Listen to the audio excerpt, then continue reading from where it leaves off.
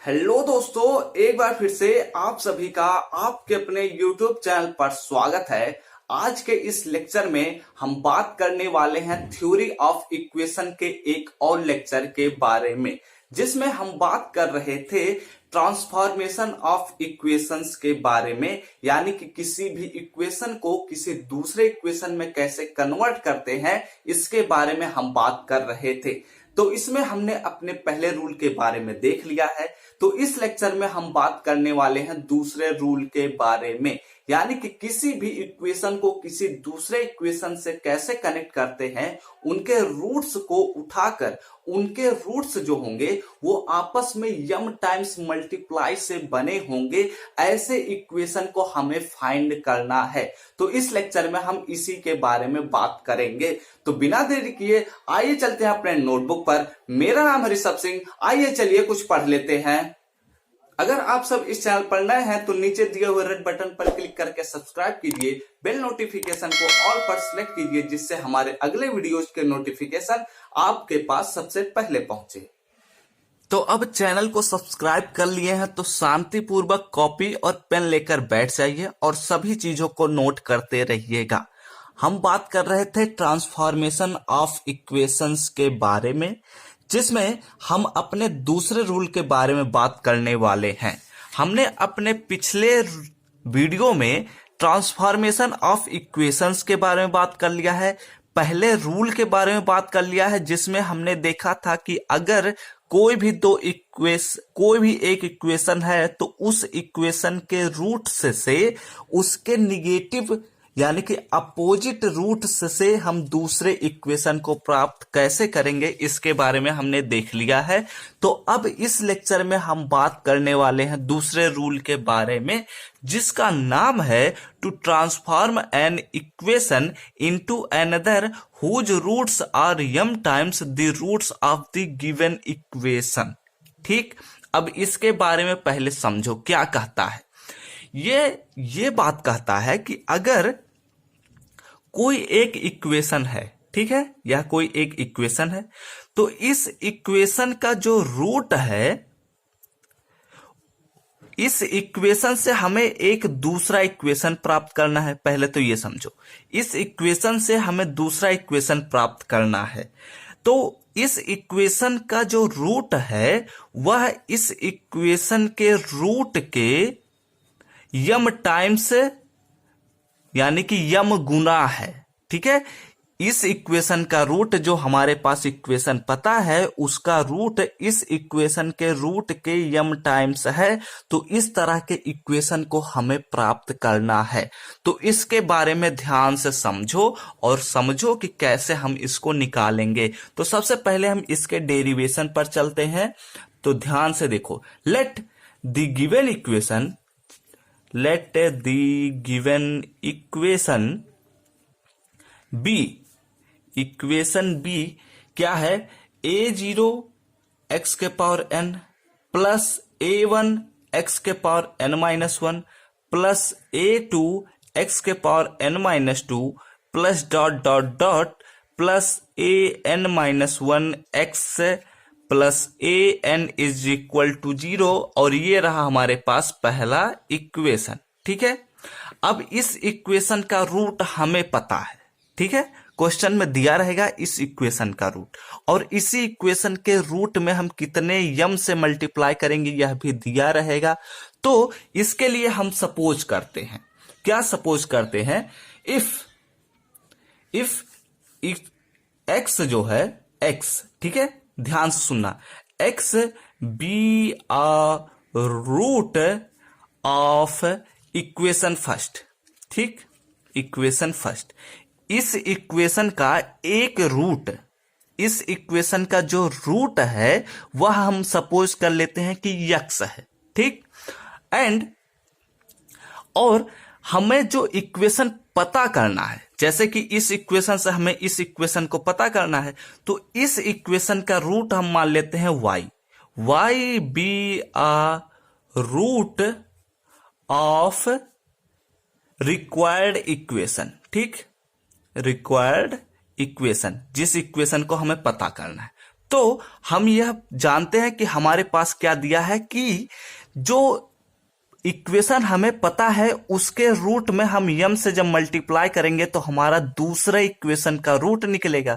तो इस प्रकार से हम यह कह सकते हैं कि जो y है वह mx के बराबर है। ठीक, यहां से यह बात क्लियर हो गई। तो इस प्रकार से इसको हम यह भी लिख सकते हैं o और x is equal to y by m, यह लिख सकते हैं ना। तो अब इसी को ही हम इक्वेशन फर्स्ट में सब्स्टिट्यूट कर देते हैं और इस प्रकार से हमें अपना रिक्वायर्ड इक्वेशन मिलने लग जाएगा। अभी देखो कैसे मिलता है। Now x is equal to y by m putting in equation first. ठीक, इसमें पुट करते हैं। तो इसमें जब पुट करेंगे तो यहां हो जाएगा a0, x की जहां पर हमें रखना है y बाई m, तो यानी कि y बाई m के power n plus a1, x की जहां पर रखना है y बाई m के power n minus 1 and plus a2, y by m के power n minus 2 and plus so on plus a n minus 1 y by m and plus a n is equal to 0। ठीक, अब ध्यान से समझो इसके आगे कैसे हम प्रोसीड करते हैं। ध्यान से देखो, o और a0 y के पावर n बटे m के power n plus a1 y के पावर n माइनस 1 अपान में m के power n minus 1 plus a2 y के पावर n माइनस 2 अपान में m के power n minus 2 plus and so on plus a n minus 1 y by m plus a n is equal to 0। अब ध्यान से समझो, हमें इस equation को इस इक्वेशन के फॉर्म में लाना है, यानी कि हमें फ्रैक्शन पार्ट को हटाना है। तो फ्रैक्शन पार्ट को हटाने के लिए हम क्या कर सकते हैं, इसके बारे में समझो। फ्रैक्शन पार्ट को अगर हमें हटाना है तो हम यम के पावर n से मल्टीप्लाई अगर कर दें सभी टर्म में, तो इस प्रकार से हमारा फ्रैक्शन पार्ट हट जाएगा। तो इसके लिए ध्यान से देखो, यहां पर हम लिखते हैं मल्टीप्लाइंग बाई m के पावर n, इससे हम मल्टीप्लाई करते हैं। तो जब हम मल्टीप्लाई करेंगे तो हमारे पास क्या बन जाएगा, a0 y के पावर n प्लस a1 और m। ध्यान से इसको समझो, अगर हम m के पावर n से यहां मल्टीप्लाई कर रहे हैं और हमारे पास नीचे है m के पावर n माइनस 1। ठीक, तो इस प्रकार से हम यह देखेंगे कि हमारे पास एक m बच जाएगा, क्योंकि n माइनस n प्लस 1, तो n से n कैंसिल हो जाएगा और 1 बचेगा। तो इस प्रकार से हो जाएगा a1 m y के पावर n माइनस 1 और ऐसे ही यहां पर हो जाएगा a2 m स्क्वायर y के power n minus 2 and plus and so on plus a n minus 1 और यहां क्या हो जाएगा m के power n minus 1 y plus a n m के power n is equal to 0। हमें नहीं लगता कि इसको ज्यादा डीप में समझाने की जरूरत है, क्योंकि आप हायर लेवल के बच्चे हैं। तो आई होप आप लोग समझ गए होंगे कैसे हमने किया है, क्यों किया है यह भी समझ लो। m के पावर n से हमने सभी टर्म में मल्टीप्लाई किया और ऐसे मल्टीप्लाई करना हमने हाई स्कूल से पहले ही सीख लिया था। तो इसलिए हमें ये जरूरत नहीं लग रही है कि हमें ये समझाएं कि ये क्या होता है। तो इस प्रकार से ध्यान से सुनो, इस प्रकार से ये जो हमारे पास इक्वेशन बना है यही हमारा रिक्वायर्ड इक्वेशन था, जिसका रूट हमने माना है y। ठीक, तो इसके लिए हम लिख लेते हैं, यहां पर क्या लिख लेते हैं, दिस इज, या फिर ऐसे चलो दिस इज लिख लेते हैं, this is the required equation equation, जिस इक्वेशन की हमें जरूरत थी वो हमने इक्वेशन इस तरीके से निकाला है। तो अब आप लोग यह समझ गए होंगे कि हम इसके क्वेश्चंस को कैसे अटेम्प्ट करेंगे।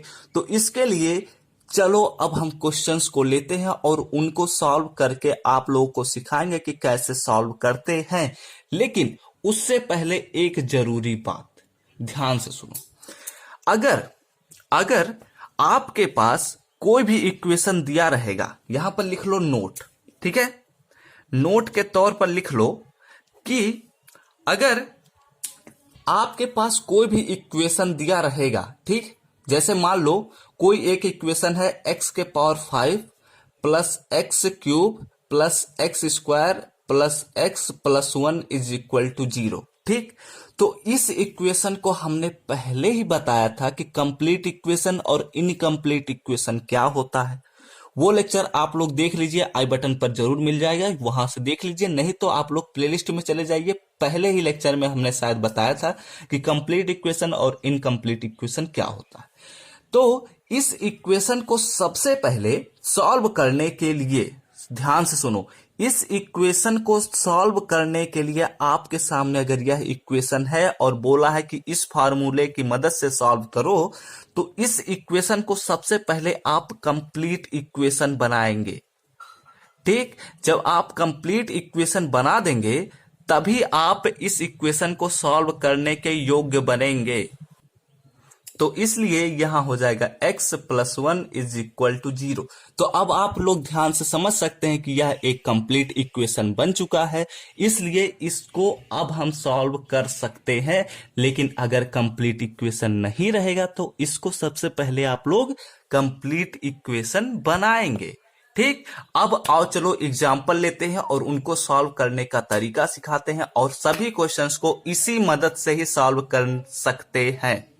तो ये रहा हमारे सामने एक न्यूमेरिकल प्रॉब्लम और इसको सॉल्व करने का तरीका हम सिखाते हैं।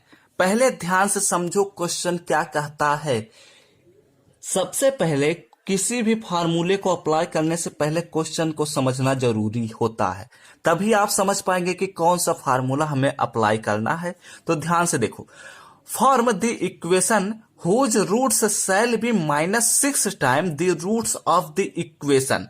क्या बोल रहा है कि इस इक्वेशन का जो रूट है इस इक्वेशन से हमें एक दूसरे इक्वेशन को प्राप्त करना है जिसमें इस इक्वेशन का जो रूट है और इस इक्वेशन का जो रूट है, इस इक्वेशन का रूट इस इक्वेशन के रूट के -6 टाइम्स है। तो इसके लिए, इसको समझने के लिए पहले हम ध्यान से देखो क्या लिखते हैं। लिखिए गिवन दैट, जो आपके पास दिया है लिख लीजिए। गिवन दैट क्या दिया, हमारे पास एक इक्वेशन दिया है जिसको लिखिए X cube minus 4x square plus 1/2x minus 1/9 is equal to 0। इसको इक्वेशन फर्स्ट बना लीजिए जैसा कि यहां पर हमने बनाया है। अब हम क्या करेंगे, सेम प्रोसीजर, कुछ अलग नहीं करना, सेम प्रोसीजर ही करना है जैसे हमने दिखाया है। इसीलिए तो हमने दिखाया कि हर क्वेश्चन पर आप अप्लाई कर सकते हैं। तो इसलिए इसको आप चाहें तो फ्रैक्शन पार्ट को हटा भी सकते हैं या फिर अभी यहीं पर छोड़ सकते हैं और हम आगे जब सॉल्व करेंगे तो इसको हटा देंगे। तो ध्यान से देखो, हमारे पास क्या दिया है, let x be the root of equation first, ठीक। इक्वेशन फर्स्ट का हमने रूट माना x है and y be the root of required equation, ठीक, रिक्वायर्ड इक्वेशन। तो यहां पर हमने ये मान लिया। तो हमने क्या बताया था कि, और यहां पर लिख लो एंड हमने m बराबर क्या बताया है, यहां पर m बराबर है हमारे पास -6, ठीक। तो यहां पर हमने क्या बताया, y is equal to y, this implies that, यहां लिख लो दिस इंप्लाइज दैट, ऐसे कर लेते हैं, y is equal to mx।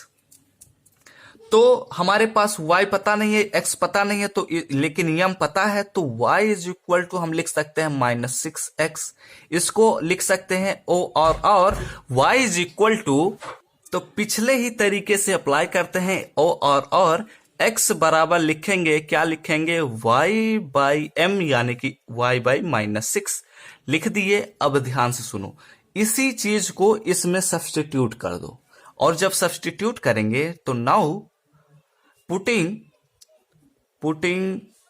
y x बराबर y बाई -6 इन फर्स्ट। ठीक, जब सब्स्टिट्यूट करेंगे तो यहां हो जाएगा y बाई -6 के क्यूब -4 x स्क्वायर यानी कि y बाई -6 का स्क्वायर प्लस 1/2 x की जहां पर रखना है y by -6 and -1/9 is equal to 0। ठीक, जैसा कि हमने यहां पर किया है, यहां पर लिख लो कामा, क्योंकि यहां से यहां पर सेंस बदल रहा था। ठीक, अब देखो y बाई -6 का क्यूब इतना। ठीक, जैसा कि हमने यहां किया है। अब ध्यान से सुनो ध्यान से सुनना, यहां पर इसको पहले सॉल्व करो, ओ और इसको जब हम सॉल्व करेंगे तो यहां हो जाएगा y का क्यूब और अपान में माइनस में हो जाएगा 216। जब 6 का क्यूब करते हैं तो 216 होता है, लेकिन -6 है तो यहां पर हो जाएगा -216।